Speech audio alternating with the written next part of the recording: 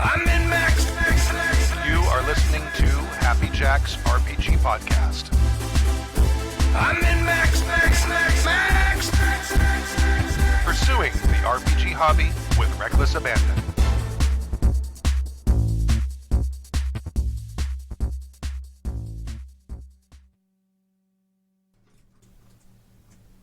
We're live. Hello. Hi. Hi.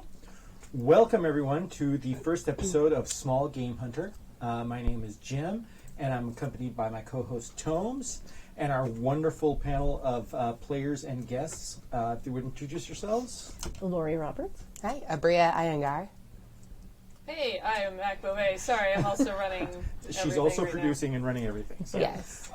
So just so everybody knows, since it's our first episode, this show is about spotlighting indie small format role-playing games and giving you an idea of what they're about and how to play them, what you need to play them, and where you can access them, and basically open up your repertoire of games to certain games that might have a little bit more of an intimate setting or just be radically different than your regular D&D or Shadowrun or Pathfinder type of fare.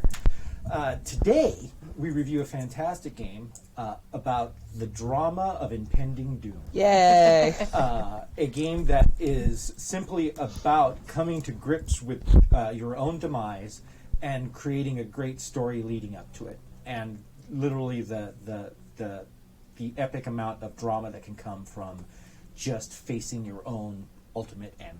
So you're like life. The guarantee of and the conceit of this game is that you will die in 10 candles. So 10 candles is our game. We played this game yesterday, and we're going to basically just start off by going over the general mechanics of the game, what the game's about, and then we'll start going into what kind of settings and what kind of narrative arcs you can build around it. And then we'll just start going into what our thoughts were about the game that we played and what kind of alterations we might have made to the basic game and certain considerations that you might want to take into account when you want to run or play this game. But in general, Tomes, why don't you go over what the basic mechanic of the game is and Sure. what the organization of the game is like? Sure. Do we want to do a quick intro of like who we are in the context of the world? Well, Do you know, wanna let's, do that, let's or- just go over the basic mechanics of what it is, and Sure. then we'll actually go into what we played. Yeah, that's fine. Basically. So 10 Candles is a game by Stephen Dewey, a smaller indie press type game out there. I think you can even get it on PDF for like $10 or Yeah, something. Drive-Thru RPG does have it. Right. But the premise of the game is, well, there's a couple of cool props and all of that, but it's going to be one of these games that's very collaborative as far as story games go. You will have players and a GM. That said, the GM does almost no prep at all. There's scenarios that are available with the book itself, and those give you a very good starting point. You can kind of make your own up, which is what we did yesterday. We'll talk more about that later. But the main thing is that nobody knows where that story is going to go at all, before we start. There is no preparing, haunted houses or any other weird, Right.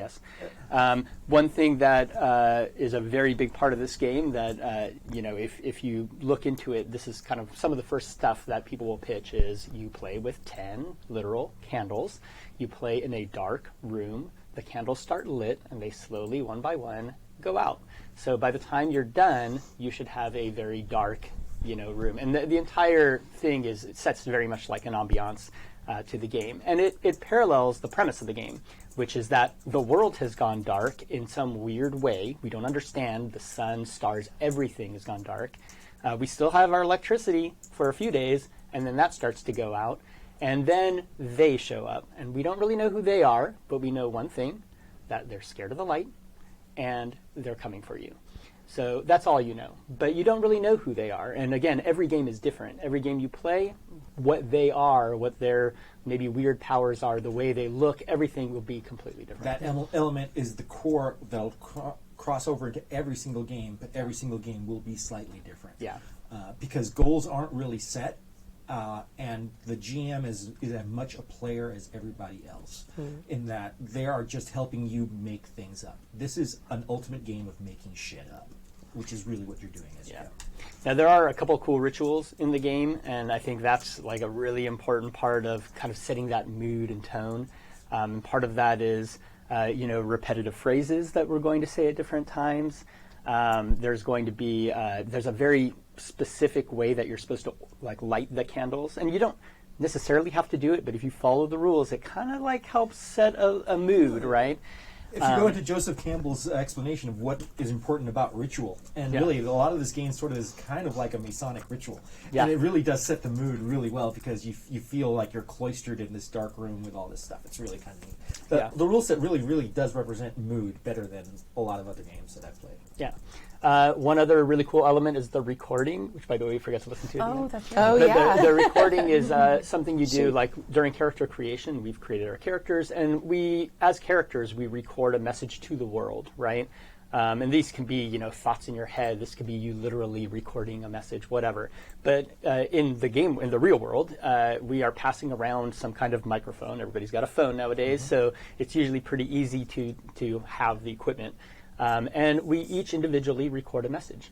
And that is something that comes up at the end of the game. You listen to that message in the dark. And it's always that juxtaposition of starting the game off and you're like, okay, well, we're just getting into it, whatever. And then you go through this entire sequence and it usually ends in a somewhat tragic way.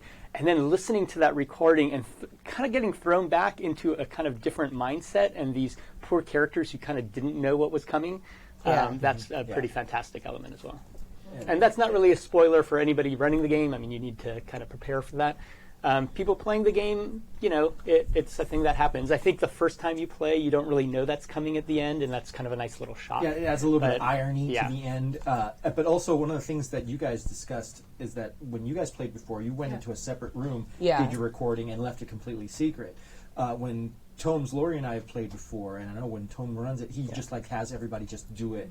And then just repeat it instead of it being secret. But I kind of like the idea of having like a little secret message at the end and doing It it is separate very cool that way, and it just gives it a little bit of pop where sometimes character secrets are revealed in that way as well. At least that's been my experience with people recording separately. Is sometimes they're recording for a family member, or they're recording for somebody that we don't know about in the course of interactions in the game, and it just adds a little extra mystery at the end. I think also one of the things that I was thinking about last night was, what if there was like a narrative element that was in that recording that never really made it into the game?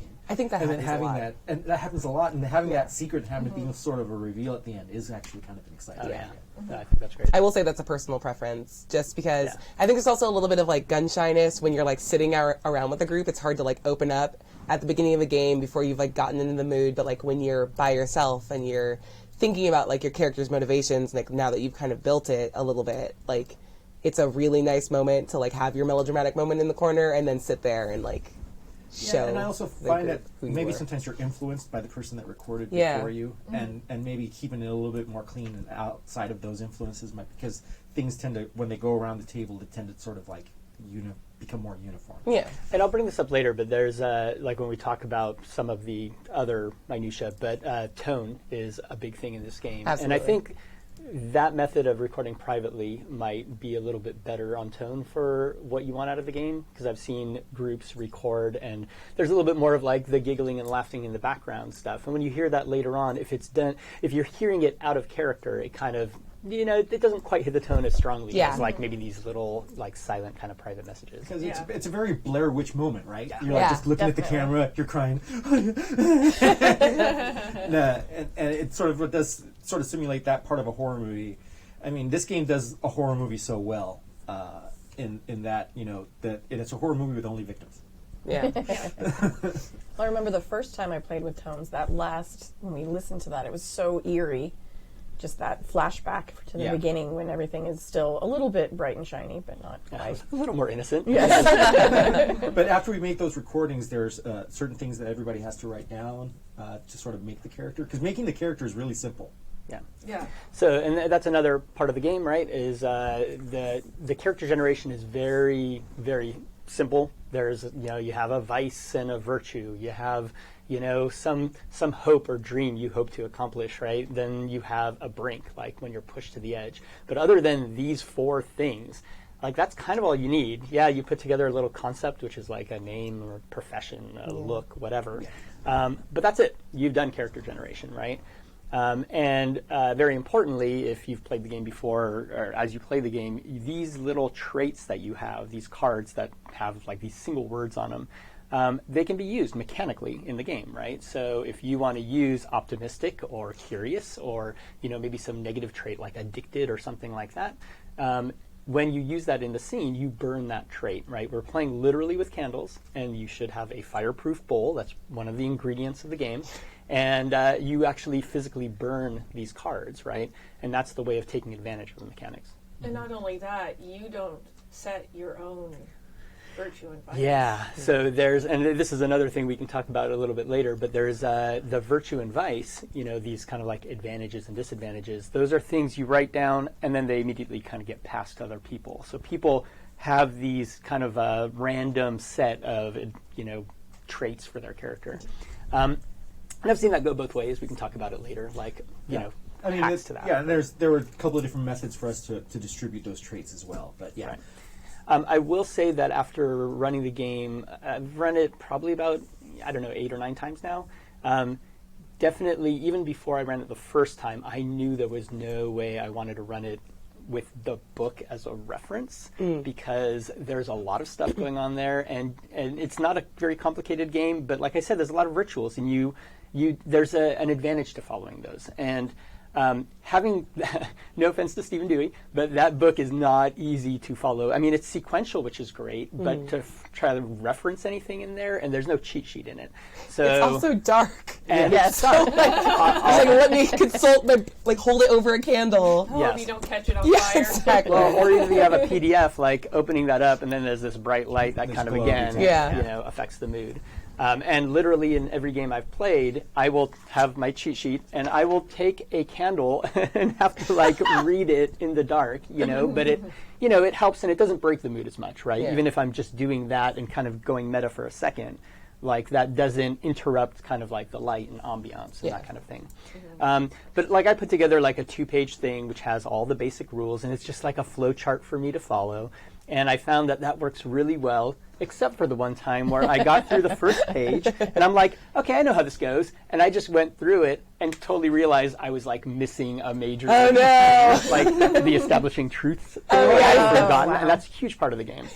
And that's one thing that I think we haven't mentioned yet is, with some of these kind of scene type games, and this game we play in scenes, 10 scenes for our 10 candles. When a scene ends and a candle gets extinguished, the transition from that scene to the next is really interesting. And that's one where they have a name for it. It's called Establishing Truths. And what you do is you go around the table one by one, and we just give little short quips, vignettes of things that are happening, right?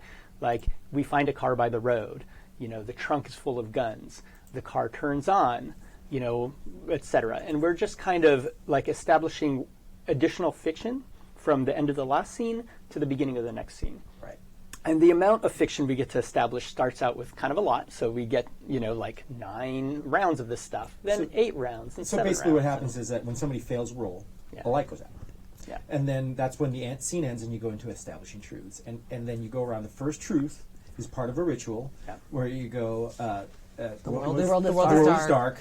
And then you move on to the next person, they establish something. Now, one of the things that I like in the thought process when I'm trying to establish a truth is basically the way I look at it is I'm throwing something out for everybody else and myself to chew on. I want to establish something that's an interesting thing that other people can use as part of the thing. So when we were going around, there's something wrong with the food. Was one of the things because we found shelter and there was food and we're all excited. But one of the truths I established was there's something wrong with the food, Thanks, Jim. Which automatically made things go in a direction because everybody's like, oh, there's food and there's Pepto. All kinds of madness goes on with it. But you're creating complications to the story when you're creating a truth or you're adding to the narrative. So when you're trying to establish your truths, think about the story overall and things that could affect the group and give other players a chance to sort of go, well, that's a neat thing, let's build on that. Yeah, but I also want to note that it doesn't have to be a sequential thing that sets the stage for the next scene that you're in. Sometimes it can just expand on previously understood lore, especially if you're thinking of this world that's kind of collapsing in on your group of characters. If you haven't really done a lot of work establishing what the threat is, I think I took a lot of joy in building out the threat every time we had time to establish a truth, where I was like, no, like, we need to realize that, like, this isn't just people catching us, it's like the world kind of turning on our group too. So it doesn't have to just be scene setting and sequential. You can establish any kind of truth. Like, it can be personal, it can be like scene setting, it can be like what's happening in the world. Positive or negative. Exactly. And sometimes negative is more fun because exactly. You find yourself playing the game wanting to survive, but at the same time throwing complications to the group is super fun as well. Yep. Yeah. And I think it's that phrase we've heard, especially if we've played some of these like PBTA games where it's like, be a fan of the players or be a fan of the characters, right? But being a fan of the characters does not mean you need them to survive or things need to be easy. It's just you want to see them thrive and you want to see them do interesting things. They must struggle gloriously. Yes. And they will struggle. Yeah, and you know, if you release yourself to the conceit of the game, like I said, you're gonna die. When you release yourself to that, it pulls a lot of pressure, and you're just in there to make this as creepy as you possibly can, or whatever the mood of that particular game is. I play every one of these games believing in my heart 20 minutes in, like, no, but we're going to survive. This is going to be okay. Like, I forget how this game works every time. And I'm like, it's going to be fun. Damn it.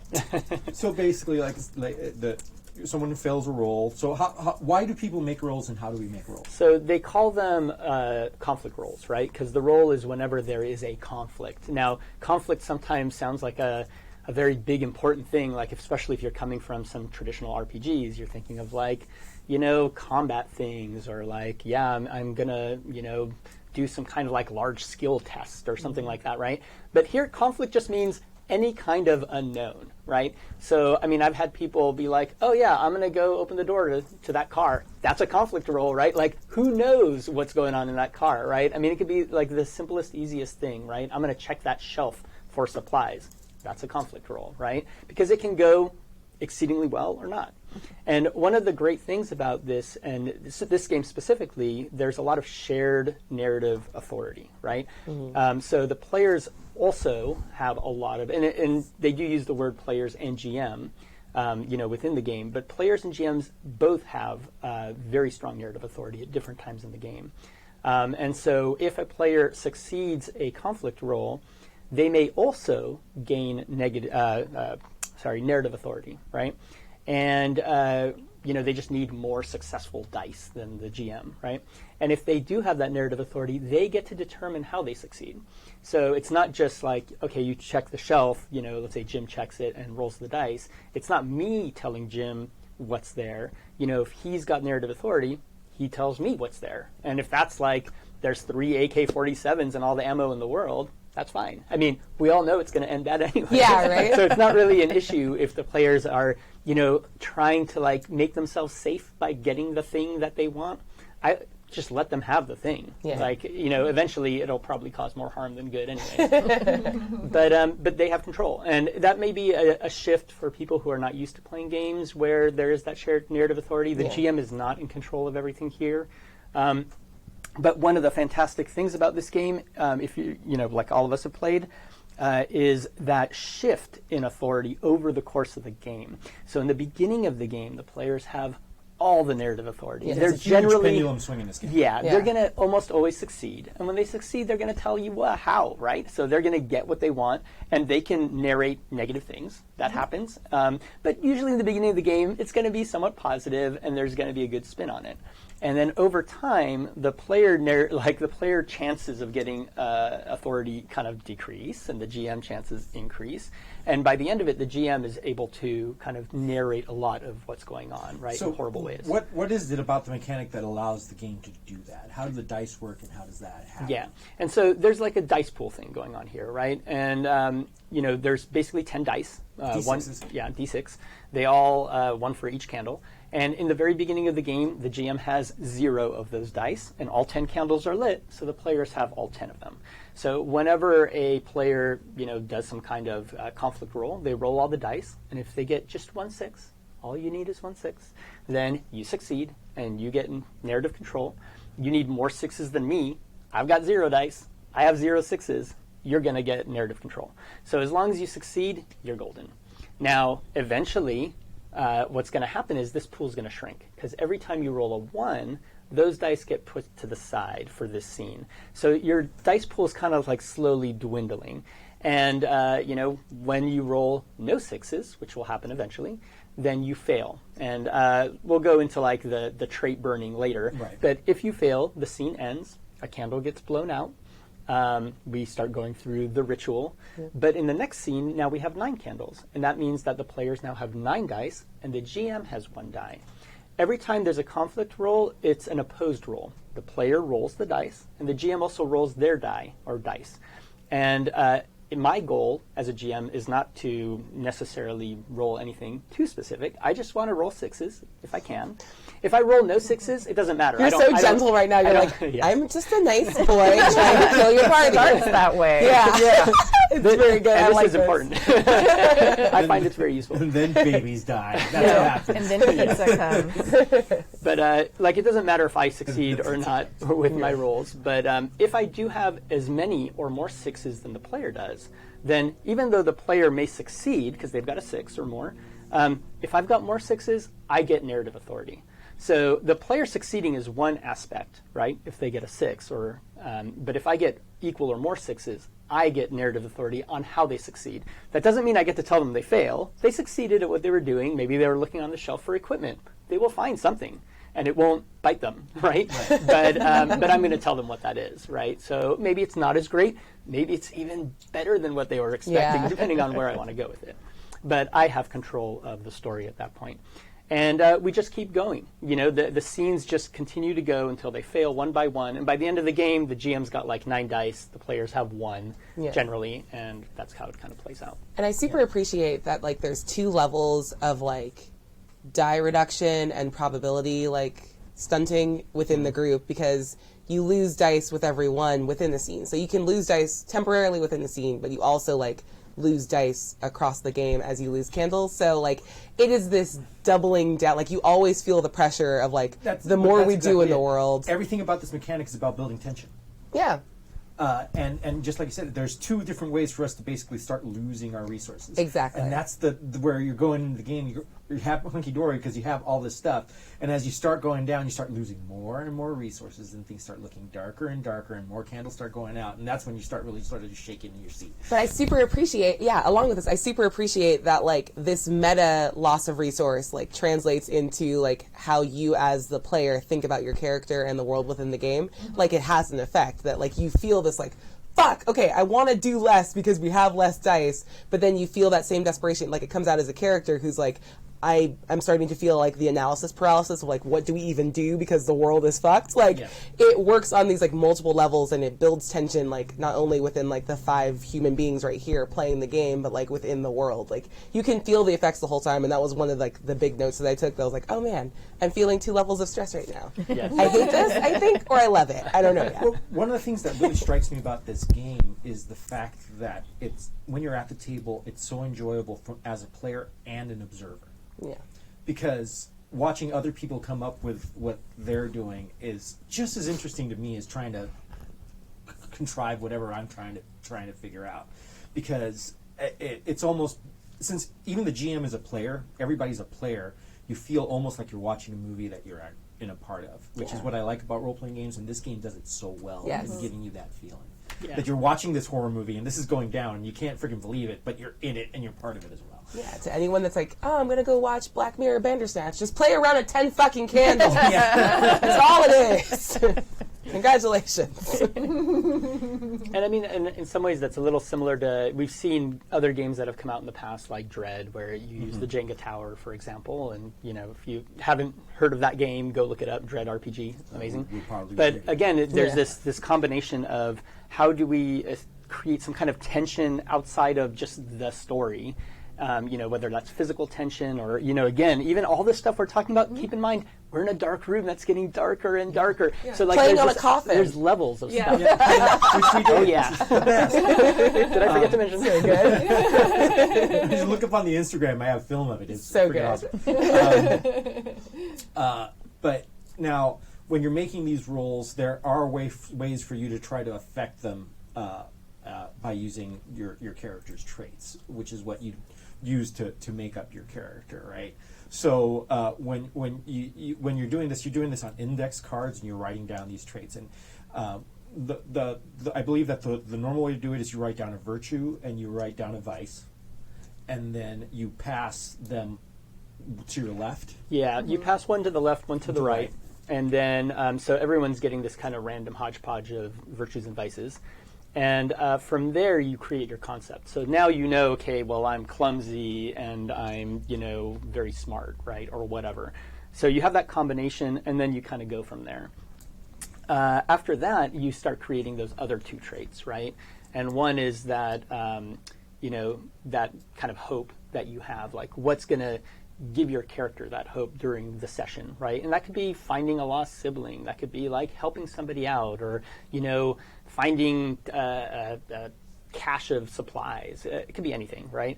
But you want to go fairly vague with most of this stuff because you don't know where the story's going to go, right? Mm-hmm. And so if you're very, very specific, then sometimes it's hard to work that in to the story. And there's different ways of kind of mitigating that. But so that's one other trait, and then you've got the final trait, which is the brink, right? And the brink is where, this is your character pushed to the edge. This one is also not done by yourself, right? So even though you give yourself your little hope, it's somebody else who's going to pass you a thing which says, I have seen you do something, right? Betray your friends, or kill someone, or lie, cheat, steal, whatever. Something usually negative, which is where your character will be pushed, right? When things go shitty.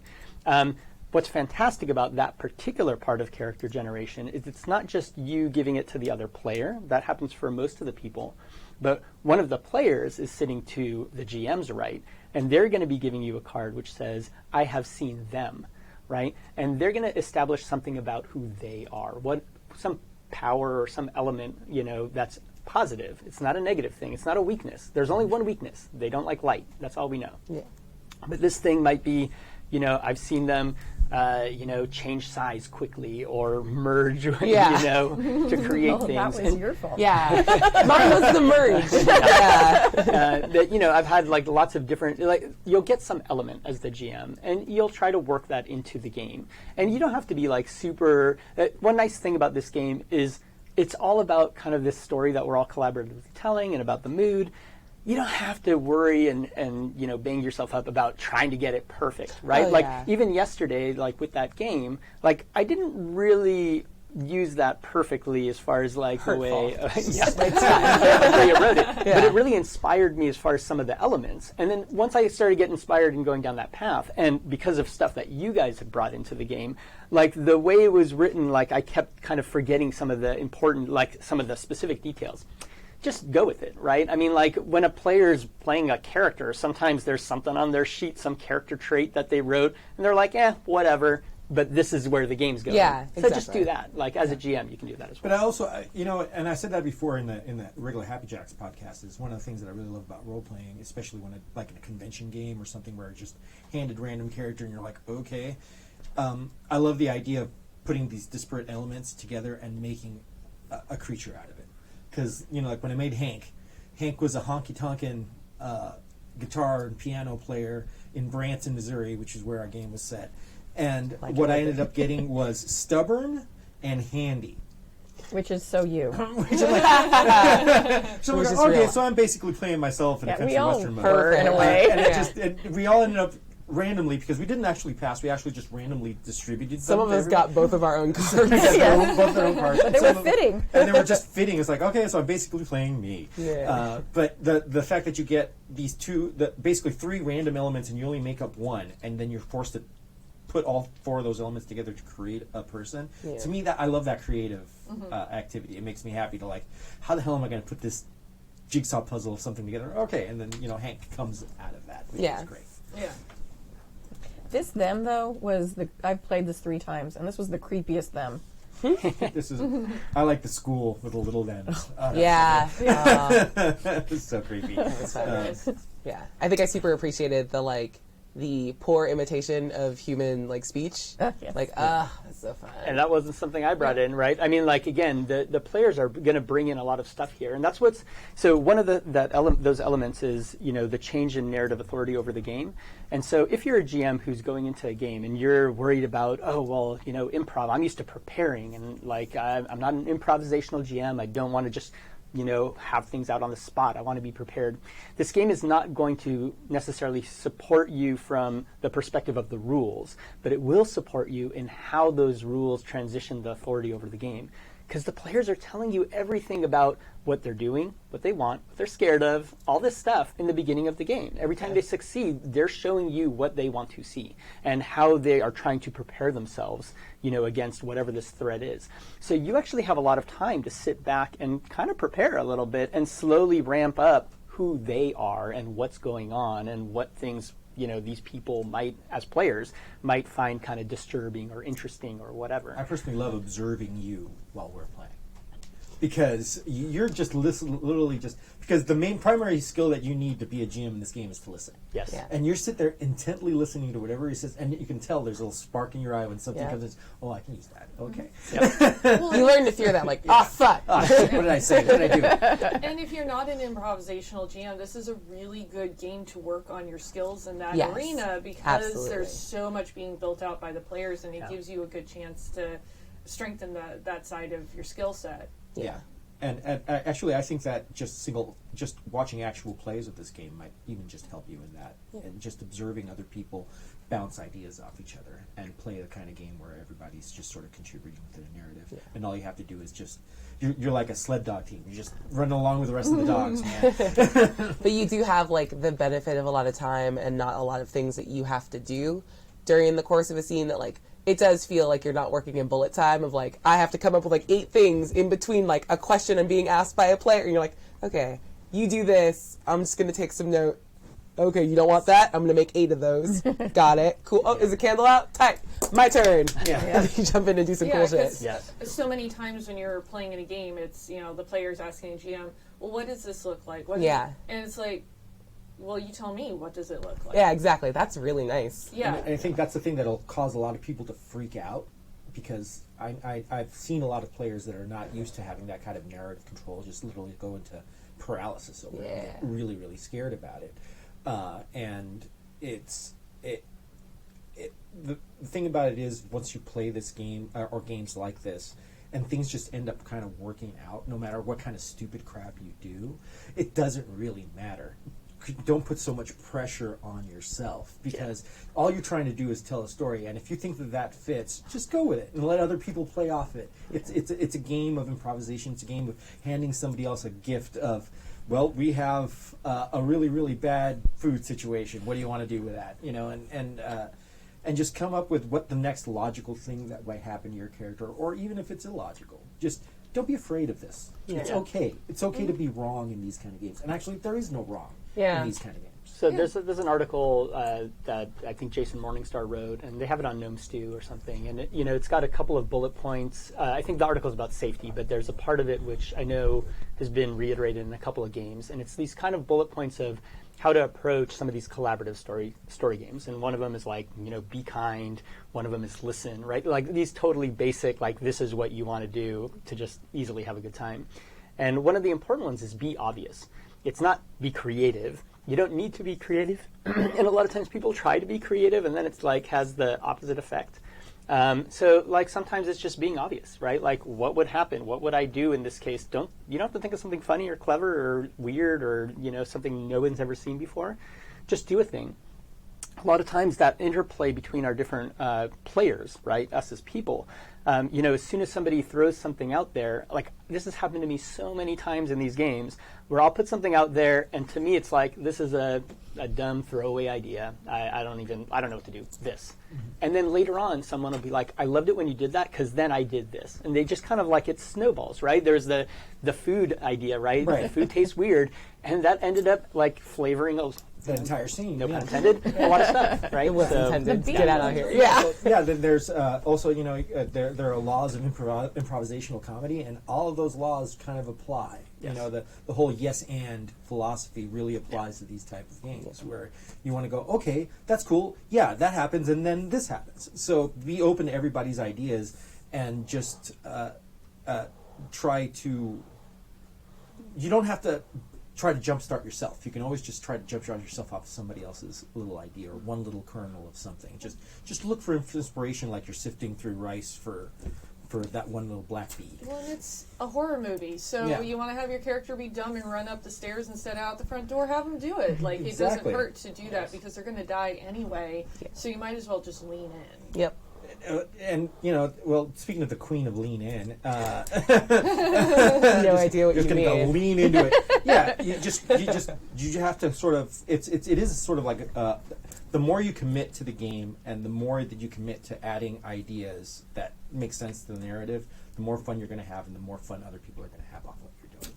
And I'll give one quick improv tip for people who are like, oh, but I want to be fucking clever. Because, like, I understand the tendency to try to, like, impress your friends with, like, this crazy horror idea that no one's ever thought of before. But, like, always give the gift of something generic because it's going to be taken in a way that you didn't expect. So if you're like, there's a small brown object in the backyard, like, someone obviously thought, like, it's a poop. But then there's, like, it's a football, like, it's, like, a brownie. It's, like, there are 18 things that, like, everyone's going to think that are different, and, like, you will be surprised by how they take it. So, like, go for small and obvious that everyone can understand right away instead of, like, there's, like, a thing of no discernible shape that screams with 1,000 voices, and you're like, what the fuck does that mean? I don't know what to do with that. So now, like, you've done this weird thing where, like, you have an idea that only exists in your head, so, like, try to avoid that shit. Also, this And is a game where be everybody, friendly. by default, has to take turns doing something. Yeah. There's no way for any one player to go spotlight and just Yeah. take over the game. That's not the way the game is designed. So, you know, the cool thing about it is no matter how outstanding or how crazy or wacky you want to be, you'll never really fully control the narrative because that's not the way the game works. And you're actually just taking something away from the table instead of adding it. Yeah. You're taking away possibilities, and you want more possibilities. That's what you want to build. One thing, and Mac was saying, you know, like this game could work really well if you haven't done some of these games where there's a lot less structure and a lot less planning, right? One of the things that you can use, I mean, they're tricks, of course, to all these type of games, but one trick that I use often, right, is, you know, in the beginning when players are telling me, they've got narrative authority, they're telling me about a thing, and maybe I don't know where to go with it yet. And maybe I don't quite visualize what they're seeing, right? They're telling me about this thing they see, a building or whatever. And I kind of don't know yet. Like, it's just a building. That doesn't mean much to me as a person, right? So ask them questions, right? You don't need to make everything up. You're not responsible for everything. Yeah. Just ask them, like, what is it about this building? You know, and you can be as simple as describe more about the building, you know, and they'll just say whatever. Or if you want to give them direction and you have an idea, I know Jason Cordova talks about this. It's like the painting the picture kind of method, which is, you know, well, what about this building shows that somebody's been here recently, right? You've given them a very leading direction, but you're letting them establish the stuff. Yeah. And now they're going to tell you what they think is kind of important and interesting, and you don't need to come up with that. You don't have that creative load, and then you just kind of work off of that.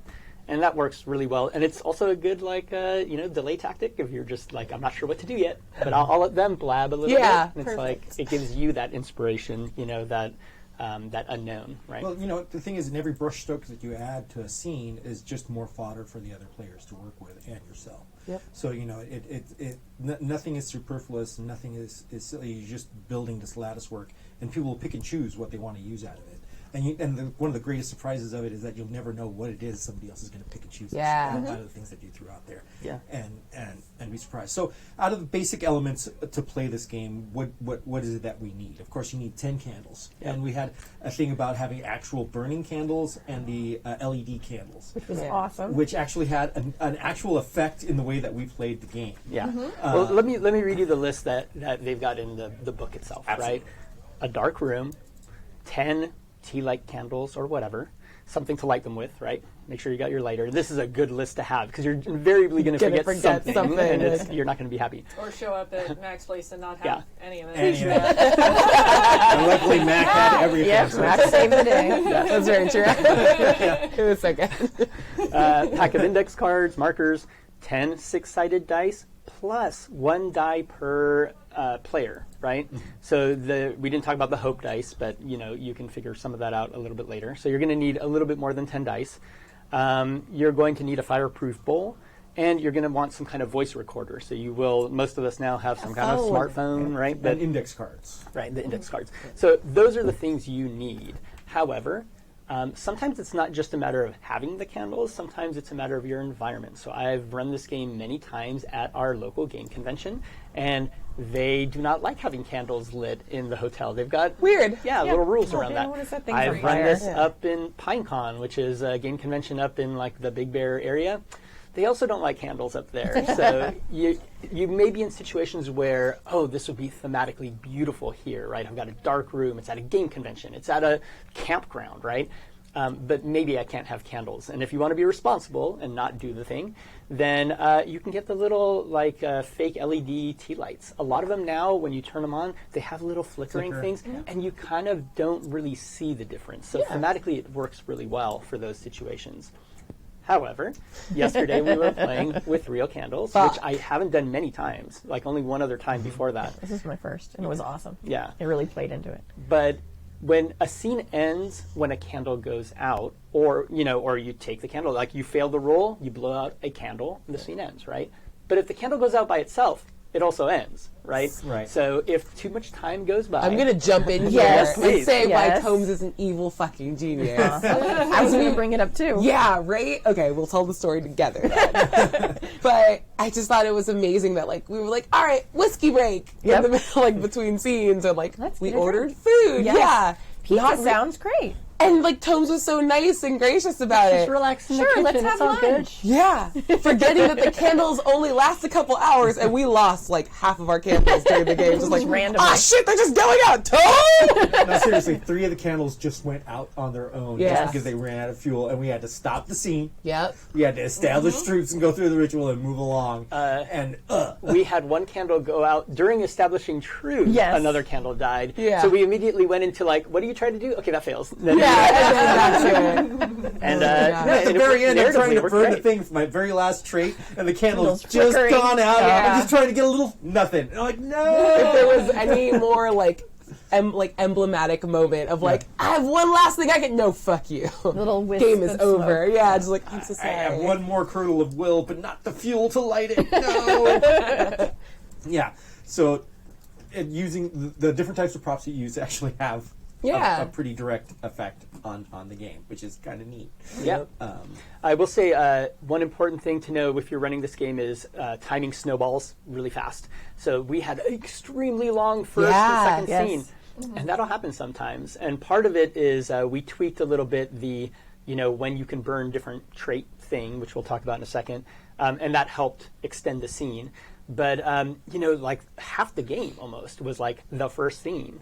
Yeah. I may be exaggerating a little bit, but that's The okay. first couple of scenes took a while. They will, Yeah. and Yeah. it'll extremely the snowball will just hit you. Well, not only that, suddenly, but we were rolling like thunder. We had 5 rolls in a row that we actually succeeded. And when you're early on, you're rolling 10 dice. That's going to happen Yeah. a lot. Yeah. But still, we were rocking it dice wise. Yeah, we rolled real good. real good. But there's no more stronger understanding of how this game works than the hyper confidence of the first 2 scenes, and we're this is great, everything's fine, we're gonna be it's so bad, fuck it cascades. Awesome. Then Jim rolls 4 ones and Yeah. a 6. I succeeded, but 4 of those dice got removed Yeah. from the pool. So, yeah.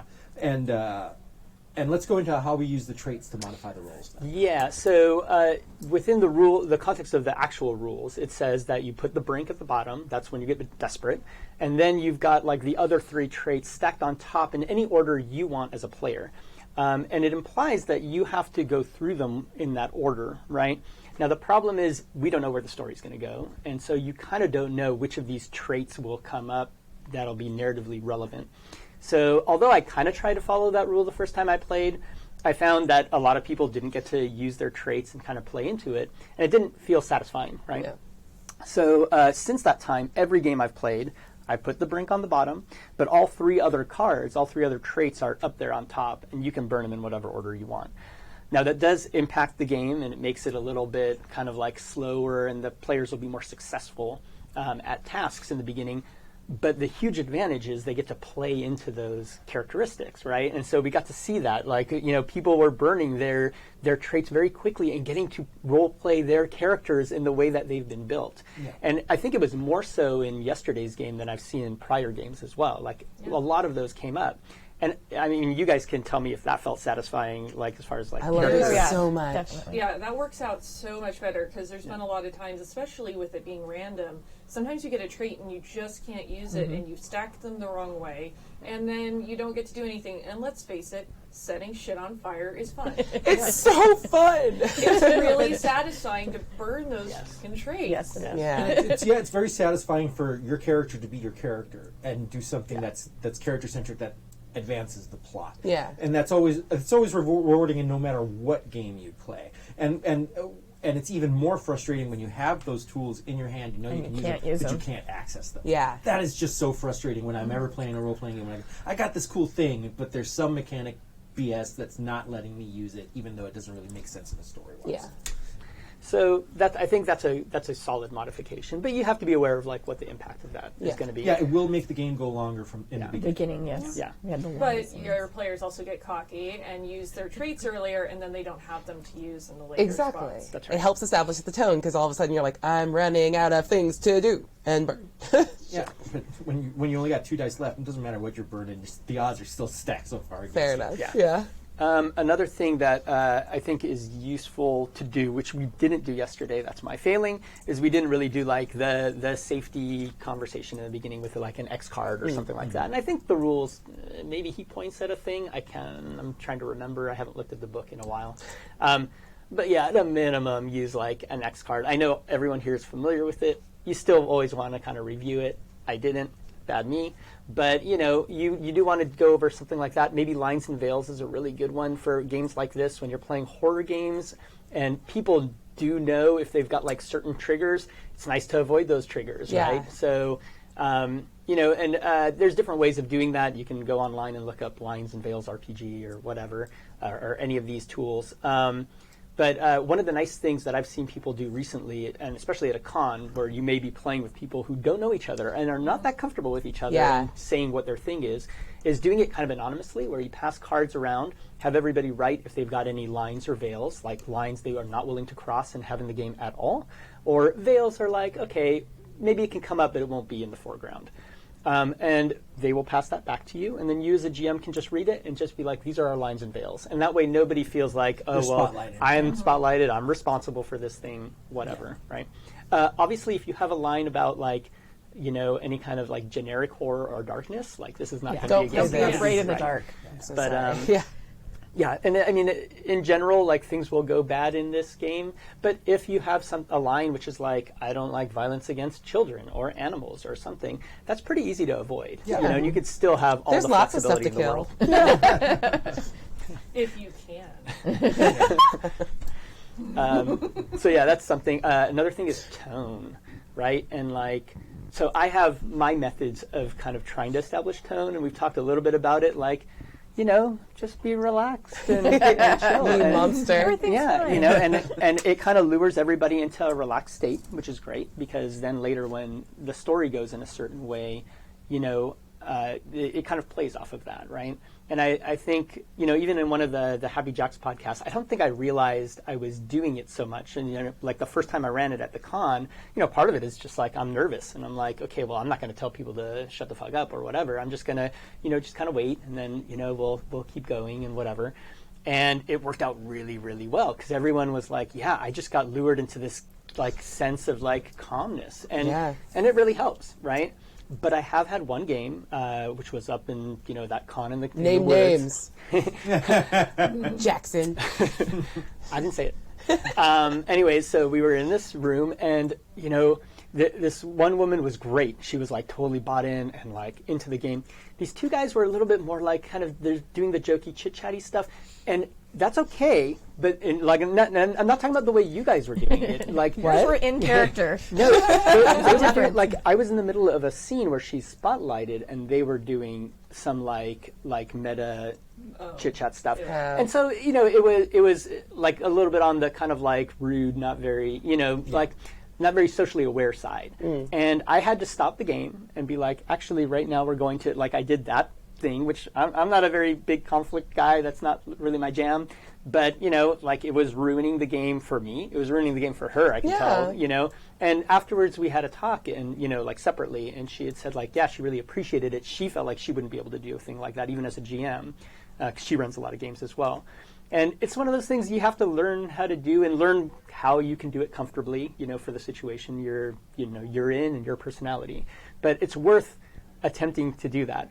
You don't have to set it really hard up front. I didn't. I mean, I did by just being relaxed, and we're just going to take our time. Yeah. Right? You just an attempt to communicate. It isn't, Yes. you're not really trying to slap somebody around or saying, you're just trying to communicate. Because they might just not be aware of how that's affecting what's going on in the group. Yeah. And a lot of times, usually when people are in that, when you just make them politely aware of what the effect of what they're doing is, they'll usually come back in line. But when you talk to somebody like that and they react negatively, then maybe you just need to rethink about what you're doing at that table together. Right.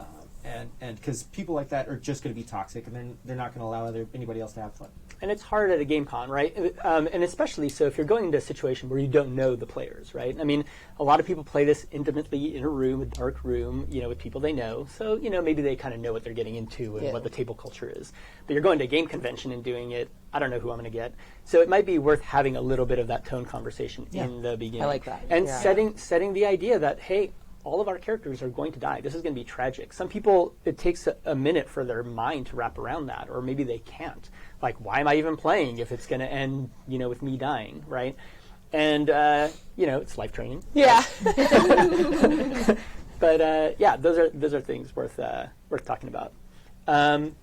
I was going to talk about rerolls as well, because one of the things is, how do dice reroll? The rules say, when you burn these traits, you reroll ones, which are the failed dice that are going to be removed from the rest of the scene. But I haven't actually played that way. Yesterday we played kind of that way. Mm-hmm. When I play, if you burn a trait, you reroll whatever dice you want. I don't care. Oh, okay. Because, I don't want to keep track of that stuff. If you failed the roll but you didn't get any ones, does that mean you don't reroll? To me, it was a little bit ambiguous. It wasn't necessarily as fun in the same way of, ordering the trait cards. It wasn't as fun. Mm-hmm. So for me, if you're going to burn a trait card, you're basically ruining one of your few mechanical incentive things that you've got, one of the few powers you have. Yeah. Reroll whatever dice you want. Because I kind of get it, though, because from a design standpoint, how many vehicles are you going to hand players to grant them narrative control? Right. Because they already have such a high level of narrative control, and then to give them free access to a fairly strong resource to reroll all your dice and do whatever you want, that might go over the edge of the players being able to railroad the game a little bit too. So is that true though? Because you can also if you're fuck it, I'm re-rolling everything. That just throws more ones into the mix. Exactly. Yeah. I think it's actually an interesting meta way for you to say if my character one of my vice was impatient. If I'm burning impatient, meta Abria is re-roll everything. Roll 8 more ones and be fuck.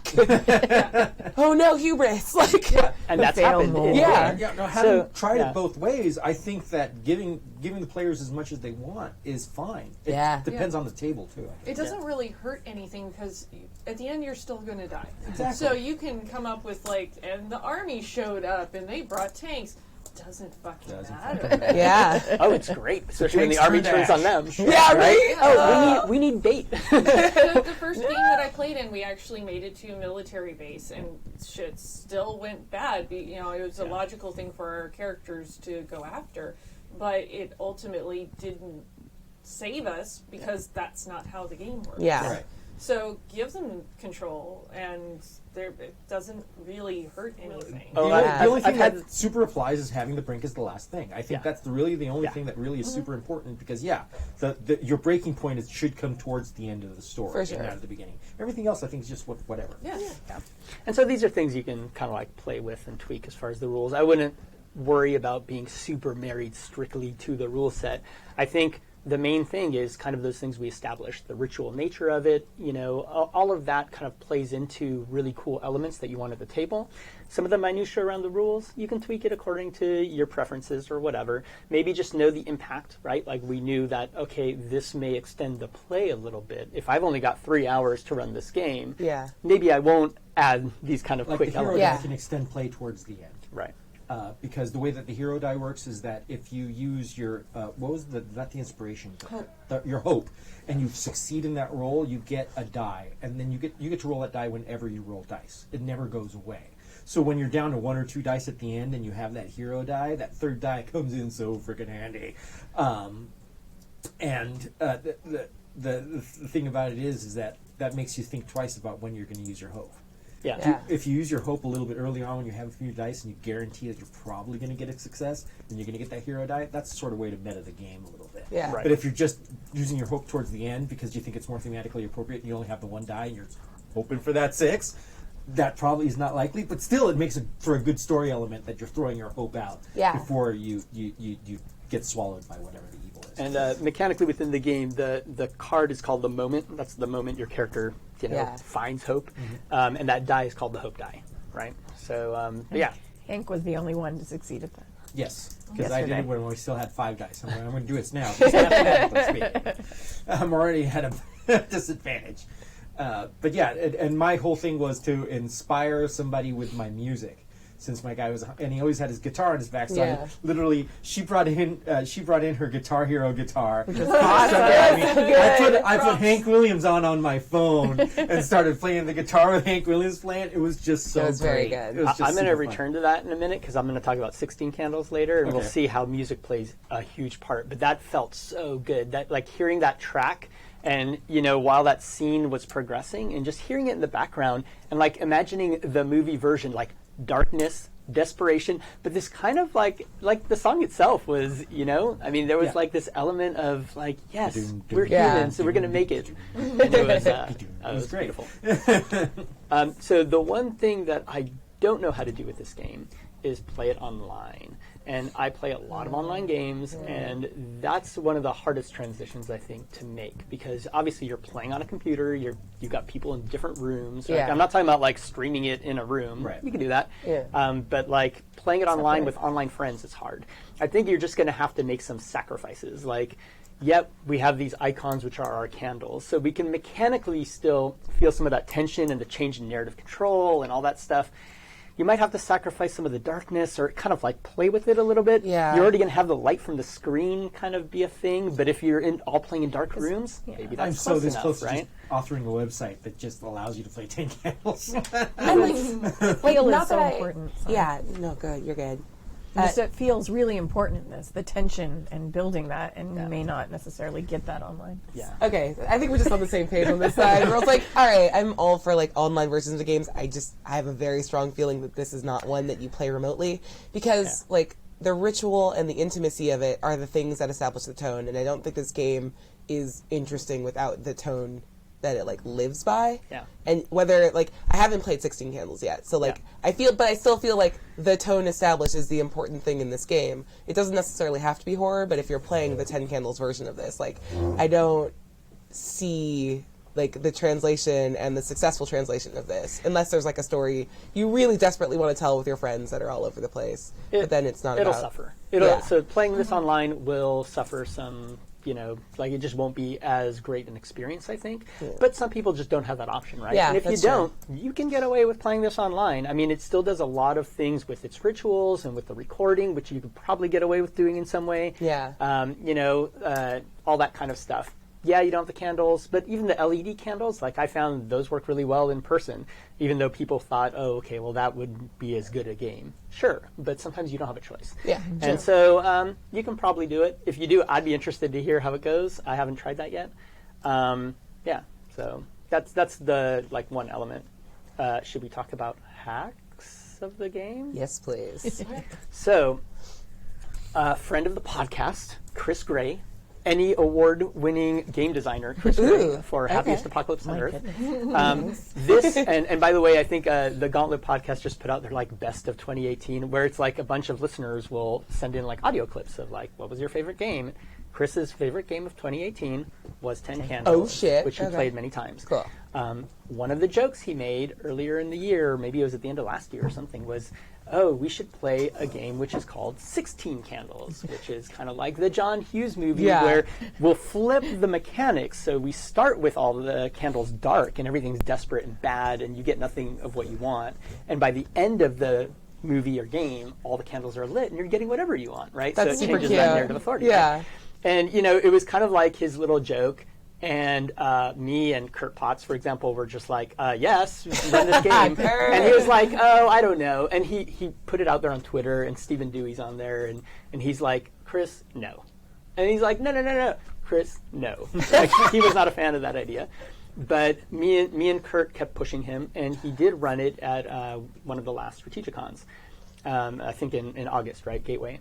And some of the Happy Jacks people were in he there. put that on my schedule for the con. I'm like, you get all the things, just tell me what you need. Because this is awesome. The boardroom. Yeah, I saw whatever this you want. from my honeymoon. I was like, Yeah. oh. And you'll recognize a bunch of the players in there, like C.A. Dave and Gina and whatever. But the game itself was fantastic. Right? Oh, Joey was in there. Yeah. So Fact. the game itself worked really, really well. Now, given what this game is it's a structure. It's a structure for changing the tone of desperation over the course of the game and who's able to, talk about that stuff. And that's all this game is doing, right? It's starting with you have almost no ability to say what you want, right? And to get what you want. And then over the course of the game, you're going to get all the ability to get what you want, right? And so even though the mechanics didn't quite translate sometimes perfectly, like we had to kind of play around with it at the table a little bit, one of the beautiful, beautiful things he did is he made all the establishing truth was the montage sequences, right? Yes. So every time a scene would end, because someone would finally succeed at a thing, which would be hard, and that first thing was like a long, a long set of failures. Once somebody succeeded, he would put on an 80s song, and then we would just go piece by piece and establish little things that were happening in the school. And we played this, basically it was a session over a year, right? It was like the beginning of school, and then like the prom or something stupid like that. And so during the entire sequence, you would have cuts, right? So okay, a scene ends, we do this montage of different little scenes, and then maybe it would be a couple months later. Maybe it would be toward the end of the year now, or who knows what, right? But having that 80s song in the background was fucking fantastic. And it so reminded good. me of when you played the Hank Williams. And that's one of the things that really kind of trips me about the actual plays on Happy Jacks is the licensing issues, because music is a big deal for me when I GM. And you don't want to play anything you don't own on something that you broadcast. Make your own songs. So you have to make your own songs. But I'm not like these Happy Jack people that can actually just write their own music willy-nilly. So my hands are kind of tied there. But yeah, music can be such a strong element in games because there's certain kinds of music that'll instantly put you in a certain kind of mood. And if you're really doing a Hughes spin off, I mean, yeah, you're going to want to play that 80s music because it's instantly going to put you right in that scene. It's so good. So one thing that was fantastic about this was that, if you go back and watch some of those movies, you're like, oh, there's rape. There's all sorts of problematic stuff in some of those movies. But when you're playing at the table with people that you're happy playing with, suddenly you're playing the John Hughes movie that you would want to see. Yeah, right? exactly. It could be totally queer. It could be this and that, whatever. You deal with those things that you want to see in the game, right? And so even though it has that same kind of feel and tone, going for it, you get to establish how you want it to play out. Is it about romance? Some of the characters will eventually okay, well, they'll hook up and, there's some weird thing there, but maybe that person goes with, the jock or whatever. And we had a character, I know Gene's in the chat room right now, so Gene played at Big Bad Con when I ran this thing, right? And, one of his character was just the friend of the other guy, the jock guy, and he actually was just trying to kind of stay in school and make ends meet, and his single mom with and they didn't have money, and he was working 2-3 jobs, right? And so that was his big storyline, was through the thing, and you're just watching this movie, and you're wow, this is great, right? Yeah. Good character development and whatever. And so I got to play it there. I ran it at Big Bad Con. not really knowing what I was going to do, because like all I knew was the 10 candles mechanic, and I kind of watched what Chris did, but he didn't really have too much stuff written down, so we chatted about it just beforehand.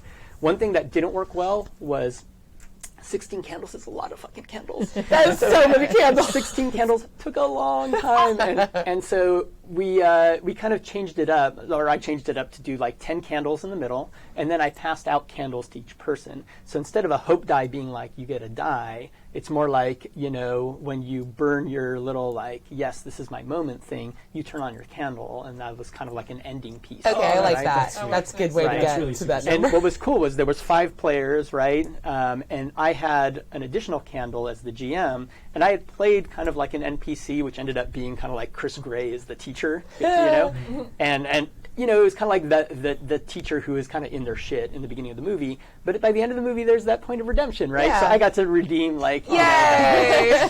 and so that was cool too. That's super good. But you know, it worked. There was parts of the mechanics where we're like, this isn't working. We'll just scrap that, and that's fine. We told a fantastic story, and the mechanics really kind of helped adjudicate some of that who's got narrative control stuff. Nice. And so I think that worked really well. And it's always fun to. And everybody has house rules, no matter what game they play, and it's always fun to just tweak little things to make things work a little bit better for the way that your table works. Yeah.